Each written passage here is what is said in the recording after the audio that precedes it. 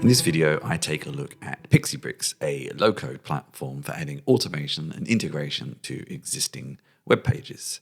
Thank you very much to PixieBrix for sponsoring the video. In this video, I will take a look at how to connect PixieBrix to external APIs, how to use some of its text manipulation features, and some of its built-in AI features. Let's get started. In this first example, I just look at some of the inbuilt API connections that PixieBrix has. And in this case, that's the Google Translate API. PixieBrix contains a lot of power inbuilt, but it also lets you connect to external services to give you more options. So I've made a copy of their Translate mod because I want to specify it to translate to English here. It's relatively straightforward. It adds a context menu, so a right-click menu, and you can see the text that it adds, matching the current selection and on any website. It opens up a sidebar, like you can see here. This presents all of the translation language options available. There's quite a lot, obviously, all the ones supported by Google Translate, as you can see here, and then passes what that language is back to the service. And I'm just going to specify EN for English. So you can see Google Translate Rapid API built in. It's built in to PixieBrix, but of course it's using an external API. And then it renders the translation with the text here. And you can use this templating syntax that is across all of PixieBrix to display the translated text. And how this works is I've got this page in German here. So I can select some text. Over, translate the text, and we get the English translation. We could try something a little bigger.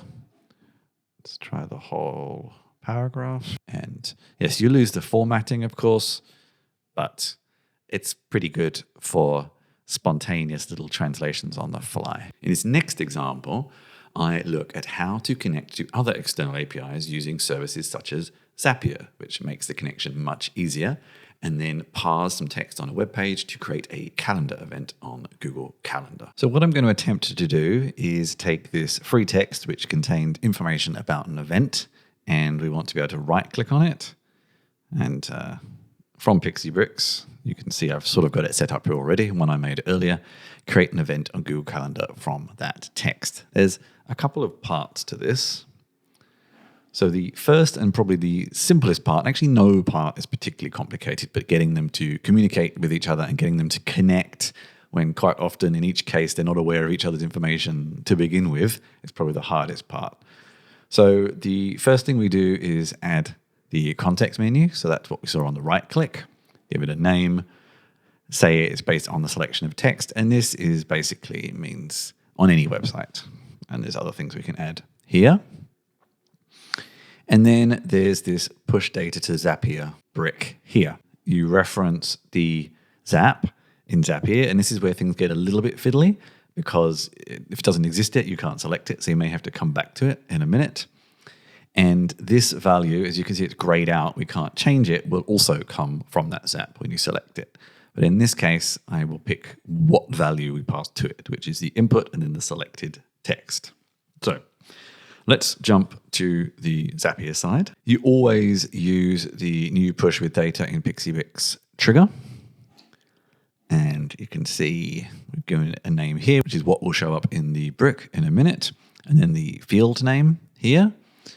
Sometimes I find because there's this connection maintained between the two, it can be useful to just make sure everything is sort of the most up-to-date it could be.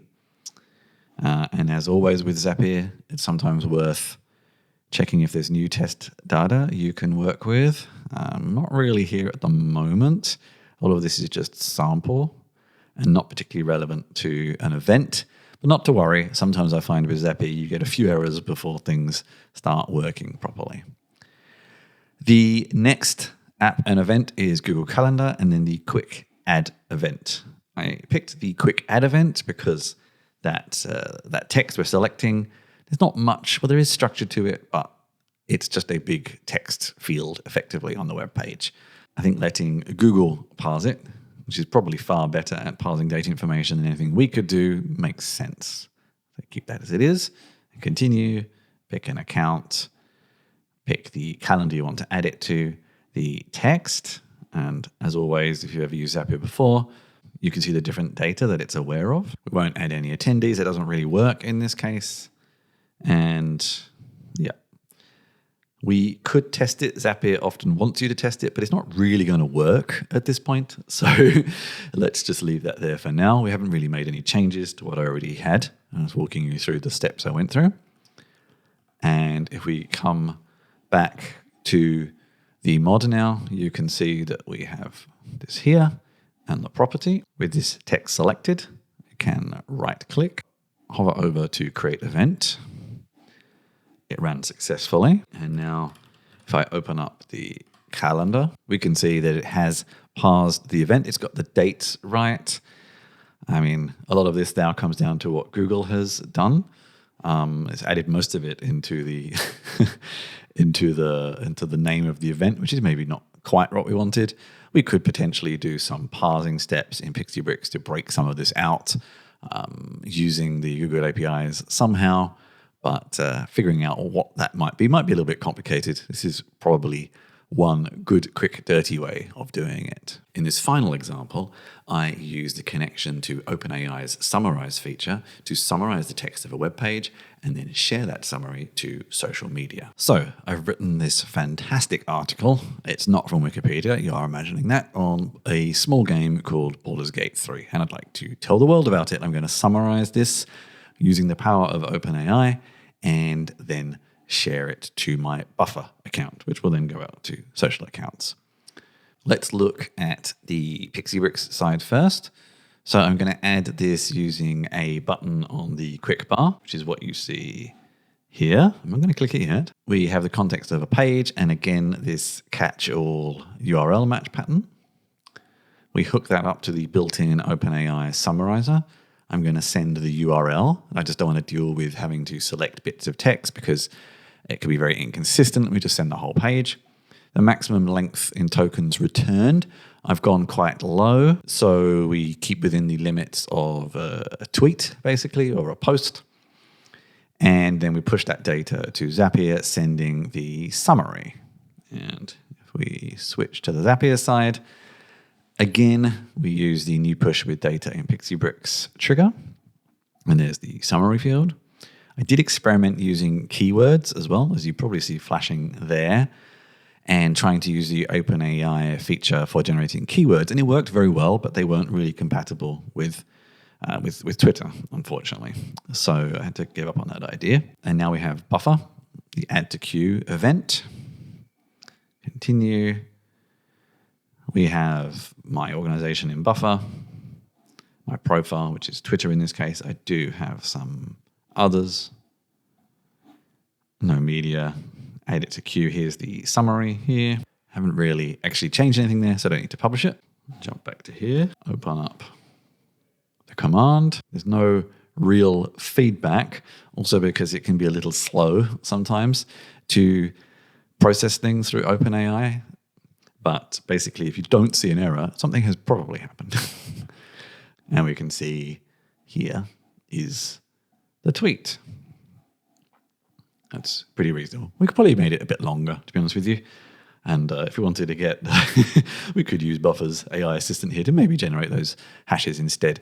If we wanted to try a different way with that, we could maybe take those words and run it through some kind of text processing in PixieBrix, which is certainly possible. And that was my video looking at PixieBrix, a low-code platform for adding integration and automation to existing web pages. Hope you found it useful. If you've tried it yourself, please leave some comments below on your experiences, and you can find more about them also in the link you are seeing now. You can find more about me at christianchilla.com, or of course, you can subscribe to my channel here. Thank you very much for joining me, and take care, everybody.